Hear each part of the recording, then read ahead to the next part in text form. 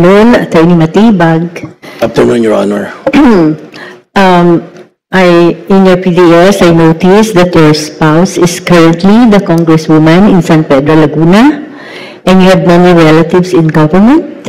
If appointed ombudsman, how would you ensure that you are beyond the influence of anyone and that you would maintain impartiality regardless of personalities involved? Thank you, Your Honor. Actually, yes, ma'am, my wife is a second termer in the House of Representatives. And alam po ninyo, bago po ako nag-apply na dito sa ombudsman, ang unang-una ko pong kinausap ay ang aking may bahay. For her to understand that being an ombudsman, my life will change, my personal dealings will change, even to my friends. And alam niyo po, ang nasa unahan dapat dito is the real love for the country, na dapat ang nauna rito is yung integrity and accountability. So, siguro po ang aking gagawin dyan, if there's a possible conflict of interest, I will be immediately open it to the public. And if it's needed for me to recuse myself, Your Honor, I will not hesitate to recuse it, my position, Your Honor. Thank you po. How have your professional experiences molded you for the position of ombudsman? Thank you, Your Honor. Let me share my experience when I was the president of the National Transmission Corporation. That was my appointment from 2017 until the early part of 2022, when my position is to fight the control of a Chinese company over our transmission assets, because I believe that the transmission asset is a vital installation. And if it should not be controlled by any foreign entity, considering that our sovereignty is very important.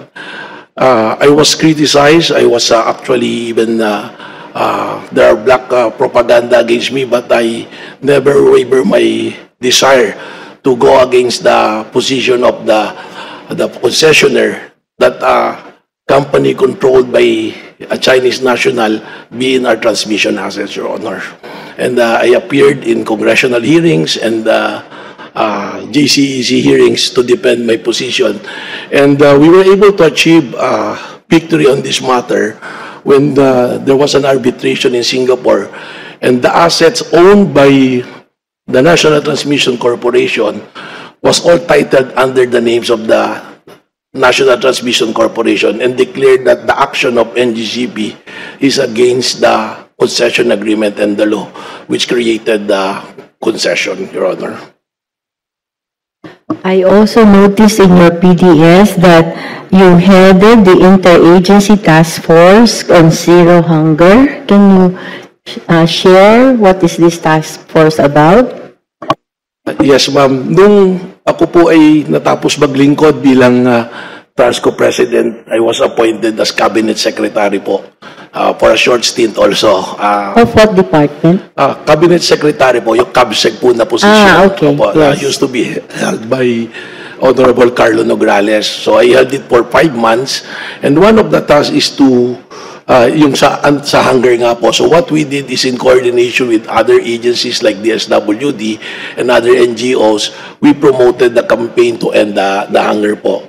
That is, we conducted seminars, and also we visited areas that needed to be addressed yung pong hunger natin sa Pilipinas po. Is this task force still in existence? Unfortunately, the office of the Cabinet Secretary was abolished po by the present administration, and I don't know if it has been directed to other agency, Your Honor. How do you stay abreast with current ethical standards as well as jurisprudential concepts of ombudsman cases?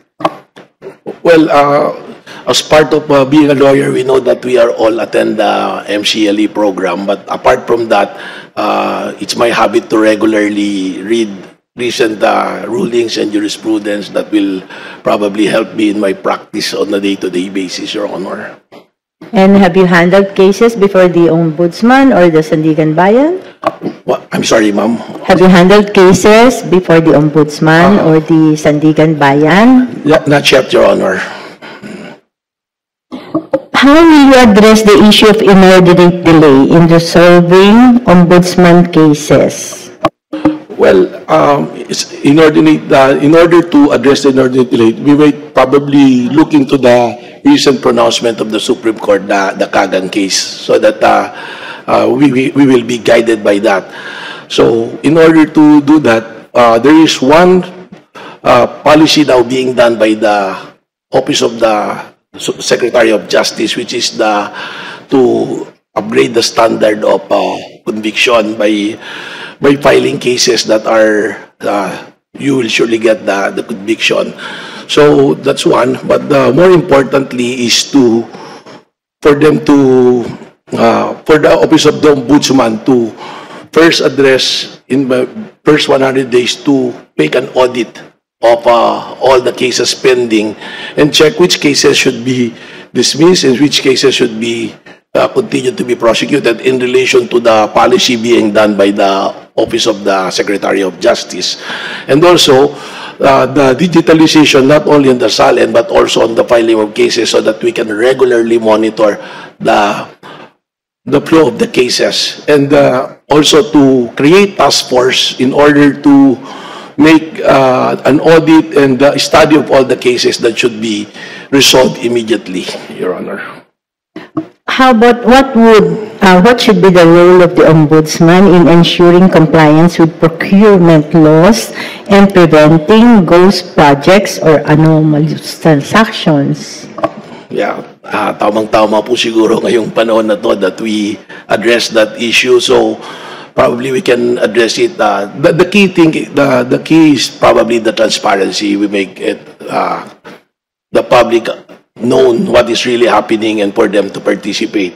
So the Office of the Ombudsman have a vast power, and one of this is to make public what they've been doing.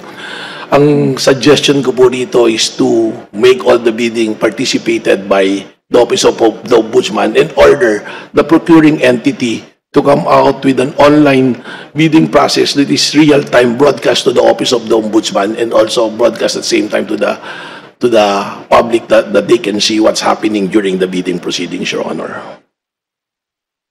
And my last question, please convince us that you are the best candidate for the position of Ombudsman.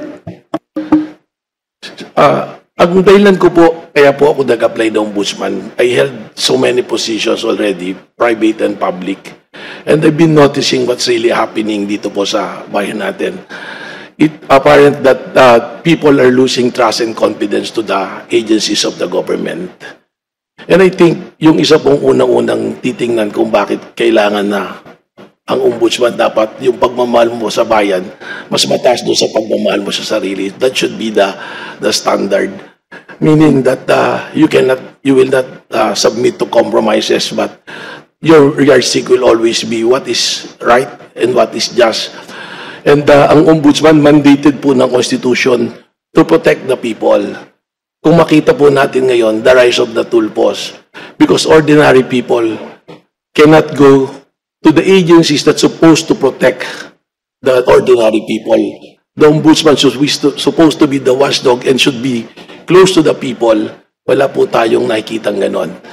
And I'm willing to offer my experience both politically, both in the administration of government and privately, to do what I can do for the country so that we can give the best legacy to our people. And which is, that legacy is to give back the trust and confidence of the people to the agencies of the government so that we can really start to progress at this point, Your Honor. Thank you, Your Honor. So like I said, that was my last question. Good luck to you, Attorney Matibay. Thank you, Your Honor. Thank you, Justice Uy. Our next interviewer is the Honorable Congresswoman Garville